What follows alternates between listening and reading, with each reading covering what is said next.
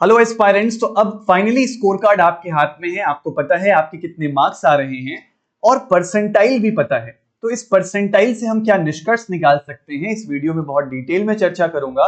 Plus क्या cut off में कुछ बदलाव होगा? तो जी हाँ, मुझे जो एक्सपेक्टेड कट ऑफ लग रही है फाइनल, अभी जब आपके परसेंटाइल्स आ गए हैं तो उसके ऊपर भी चर्चा करेंगे। आइए शुरू करते हैं।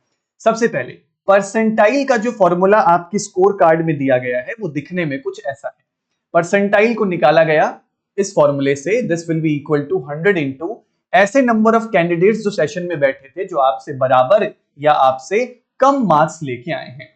ये वो कैंडिडेट्स का नंबर हो गया divided by total number of candidates जो सेशन में अपीयर हुए। वो डाटा है 39452 का। मैंने एक कैंडिडेट की मार्कशीट स्कोर कार्ड निकाला और वहां से ये डाटा आपके सामने रख रहा हूं। इस बच्चे के जो मार्क्स हैं वो है 122.5। ये कंफर्टेबली मुझे लगता है आराम से जेआरएफ क्वालिफाई कर जाएगा। जनरल कैंडिडेट का, जनरल कैटेगरी का ये स्टूडेंट है। अब इसकी परसेंटाइल है 99.3080 करके कुछ है। तो अगर मैं ये कैलकुलेट कर लूं कि इस बच्चे से पीछे कितने बच्चे हैं, तो वही फॉर्मूला इस्तेमाल किया। तो आप भी अपने स्कोर कार्ड को निकालो और चेक करके मुझे कमेंट करके बताओ कि कितने स्टूडेंट्स आपके पीछे और आपके आगे आ रहे हैं। मैं एक्सप्लेन करता हूं। Number of candidate behind you, इस कैंडिडेट से पीछे कितने कैंडिडेट हैं ये कैलकुलेट करने के लिए जो परसेंटाइल था उसमें मल्टीप्लाई कर दिया किससे, टोटल नंबर ऑफ कैंडिडेट्स जो अपीयर हुए, और डिवाइड कर दिया किससे, 100 से। तो हमें मिल गया कि 39179 कैंडिडेट्स इस बच्चे से पीछे थे। अब टोटल में से अगर इस नंबर को सब्ट्रैक्ट कर दूं मैं, तो मुझे ये पता लग जाएगा कि कितने कैंडिडेट्स इस बच्चे से आगे हैं। तो 272 स्टूडेंट्स इस बच्चे से आगे हैं। अब ऐसा नहीं होगा कि इस बच्चे की रैंक एग्जैक्टली 173 है। क्यों? क्योंकि दूसरे कैटेगरी के स्टूडेंट्स भी हो सकता है एग्जाम में अच्छा परफॉर्म करके इससे आगे आए होंगे। और अगर कैटेगरी वाइज रैंक अलग बनाई जाएगी तो फिर उन बच्चों को सेग्रीगेट किया जाएगा, तो ये बच्चा थोड़ा और आगे आएगा। और अगर मैं मान के चलूं कि भाई उन बच्चों को जनरल की ही सीट दी जाएगी, तब इस बच्चे की रैंक 273 ही होगी। बात समझ में आ रही है? तो रिजर्वेशन का फैक्टर मैटर करता है। नाउ अब इसके मदद से कट ऑफ के कैसे गैस कर सकते हैं, कट ऑफ क्या ज्यादा जाएगी, क्या किस रेंज में रह सकती है। देखो, अगर हम ये डाटा चेक करें कि भाई कितने बच्चों को जेआरएफ दिया जाता है, मैंने जो अमाउंट होती है बजट में जो मेंशन दी जाती है सीएसआईआर को, वो पिछले साल की बजट और इस साल के बजट में ज्यादा डिफरेंस नहीं है, वो सेम ही है। तो जो नंबर ऑफ सीट्स हैं मुझे नहीं लगता कि बहुत ज्यादा इंक्रीज करेंगी।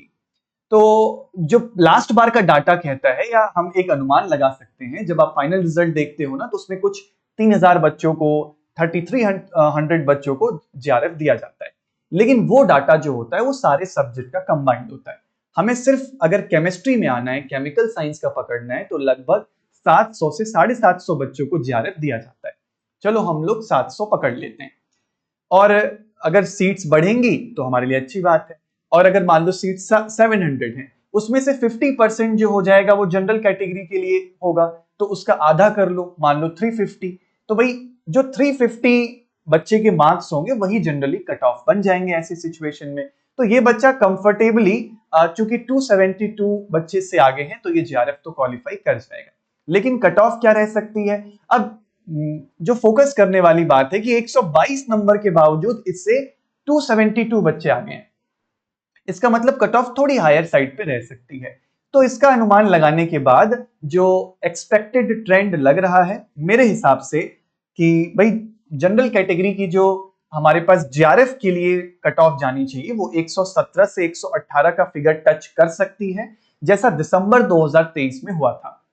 फिर ईडब्ल्यूएस कैटेगरी मैं थोड़ा हायर साइड पे हूं शायद, बाकी देखते हैं। मैं अगर गलत हो जाऊं, आप कर जाओ कट ऑफ क्लियर, मैं तो यही चाहता हूं।